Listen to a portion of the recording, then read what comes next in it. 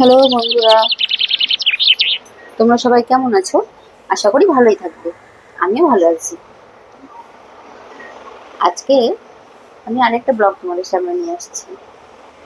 ব্লগটা একটু অন্যরকম। অন্যরকম বলতে কি, আজকে আমার বান্ধবীর ছেলের জন্মদিন। আর আমি ওকে একটু ভাবছিলাম সারপ্রাইজ দেবো, বাট আলটিমেটলি সেটা হয়ে ওঠেনি। সেটা তোমরা পুরো ব্লগটা দেখলেই বুঝতে পারবে। তো একটু ধৈর্য নিয়ে ব্লগটা দেখো। তো আমি আমার বান্ধবীর ছেলের জন্য একটা কেক, আমার বান্ধবীর ছেলে বলছি কেন, ছেলেটা শুধু বান্ধবী না, আমারও ছেলে। কারণ ছোট থেকে আমার ছেলে আর ওর ছেলে একই সঙ্গে পড়েছে, তো কোনোদিন আমরা দুজনের ছেলেকে আলাদা করে দেখিনি। তো ওর জন্য কিছু কেক, চকলেট, একটা ছোট্ট গিফট, এগুলো প্যাক করে আমি আমাদের মাসিকে বললাম যে তুমি একটু দাঁড়াও, তুমি বাড়ি যাবা, আমি তোমার সাথে যাবো। হুম। একা একা যেতে ভালো লাগে না, একা যেতে পারবো না এরকম কিছু না, বাট একা যেতে আমার ভালো লাগছিল না। রাস্তা দিয়ে যাব। তো আমি বললাম তুমি একটু বসো, আমি রেডি হয়ে আসছি। হ্যাঁ, তো আমি রেডি হয়ে মাসিকে বললাম ঠিক আছে এবার চলো। রাস্তা দিয়ে বেরোলাম। বেরিয়ে মাসিকে বললাম যে তুমি একটু টোটো ধরো, বেশি দূরের রাস্তা না, 5-7 মিনিটের রাস্তা। তো মাসিকে বললাম তুমি একটা টোটোতে ওঠো, আমি ওখানে নেমে যাবো, তুমি তোমার বাড়িতে চলে যাও। আমার এই বান্ধবী আর আমার পরিচয় ছেলের মাধ্যমে, মানে দুইজনেরই ছেলের মাধ্যমেই আমাদের পরিচয়। টোটো ধরো মাসি। আমাদের ছেলে যখন খুবই ছোট, মানে ক্লাস নার্সারিতে পড়ে, এখন আমাদের ছেলেটা বড় হয়েছে। আমার ছেলে ক্লাস 12-এ পড়ে আর ওর ছেলে ক্লাস 11-এ পড়ে। তো যখন থেকে নার্সারিতে পড়তো তখন থেকে ওর সাথে আমার পরিচয়। ও বাড়িতে যেহেতু একা, ও ছেলেকে রেখে সবসময় স্কুলে থাকতে পারতো না।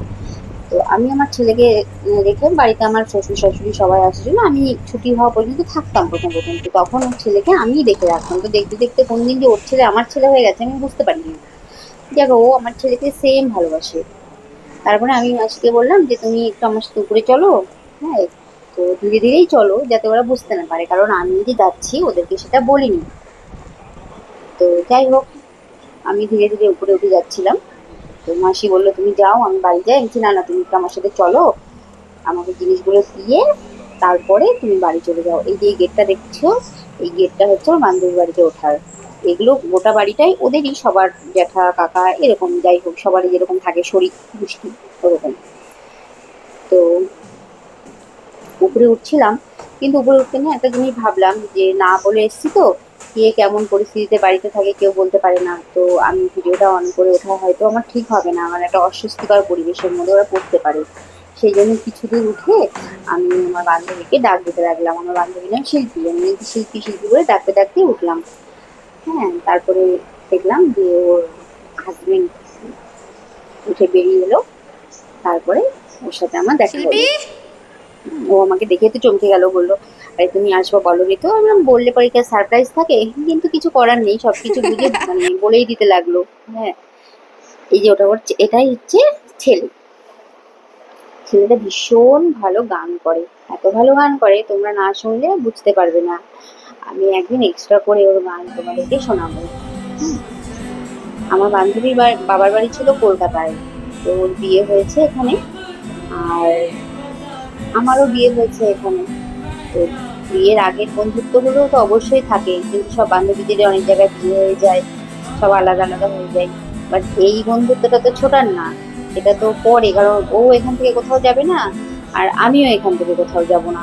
তো আমাদের এই বন্ধুত্বটা একটু অন্যরকম। সেই জন্য ছেলের জন্মদিন শুনে না আর বাড়িতে চুপ করে থাকতে পারলাম না, চলেই গেলাম ছেলেকে সারপ্রাইজ দিতে। শুধু ছেলেকে কেন, ছেলের মা বাবা সবাইকে। তো যাই হোক, ছেলের গান শুনলাম অনেকক্ষণ ধরে, ছেলে গান করলো, ভালো লাগলো, খুব খুব সুন্দর গান করে ও। আমার ছেলে আর ওর ছেলে একসাথেই গানে আমি গান দিয়েছিলাম, ও দিয়েছিল আমিও দিয়েছিলাম। মানে আমার ছেলের না গানের প্রতি অত ইন্টারেস্ট নেই, কিন্তু ওর ছেলে আছে, ও খুব সুন্দর গান করে। আমার ছেলে গান করে না, ও একটু পড়াশোনা নিয়ে থাকতেই ভালোবাসে। তো ওর মতোই এখন বাইরে থাকে। তারপরে ওকে বললাম যে বেশিক্ষণ থাকবো না, কারণ ফেরার পথে আমাকে একাই ফিরতে হবে, কারণ আমার মাসি তো চলে গেল নামিয়ে দিয়ে। তো আমি বললাম বেশিক্ষণ থাকবো না, কেকটা বের করে কেকটা কাট, তারপরে আমি চলে যাব। যাই হোক, তা ওরা আসতে দিচ্ছিল না। এই করে করে অনেকক্ষণই প্রায় বসা হয়ে গেল।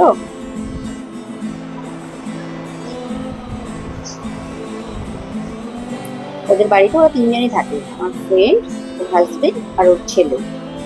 বাড়িতে আরো সবাই ছিল, কিন্তু ওরা এখন এখানে আর থাকে না, ওরা বাইরে থাকে। তাই এত বড় বাড়িটাতে না ওরাই থাকে। বাইরে প্রচন্ড গরম লাগছিল, সেই জন্য আমি আর আমরা সবাই মিলে ভিতরের ঘরে গিয়ে এসি চালিয়ে দিয়ে বসলাম।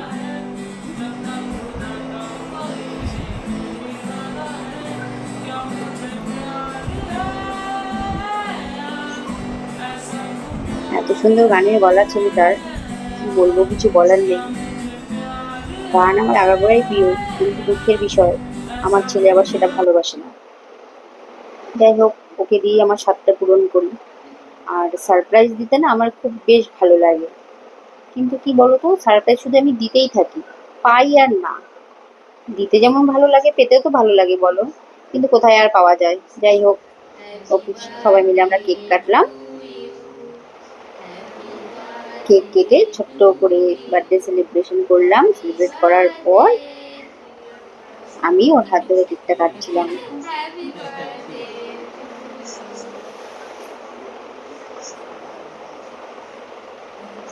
ছোট্ট করে আমার আজকে দিনটা খুব ভালো গেল, ভালোই লাগলো। এরকম ছোট ছোট মুহূর্তগুলো জীবনে খুব দরকার। বড় কোনো কিছু প্রয়োজন নেই জীবনে, ছোট ছোট সময়গুলোকে যদি আমরা গুরুত্ব দেই, তাহলে আমরা আরো বেশি ভালো থাকবো। তো সময়টা খুব ভালো গেল। তো আজকের মতো টাটা। আমার ব্লগটা যদি তোমাদের ভালো লেগে থাকে তো প্লিজ শেয়ার করো, কমেন্ট করো, লাইক করো।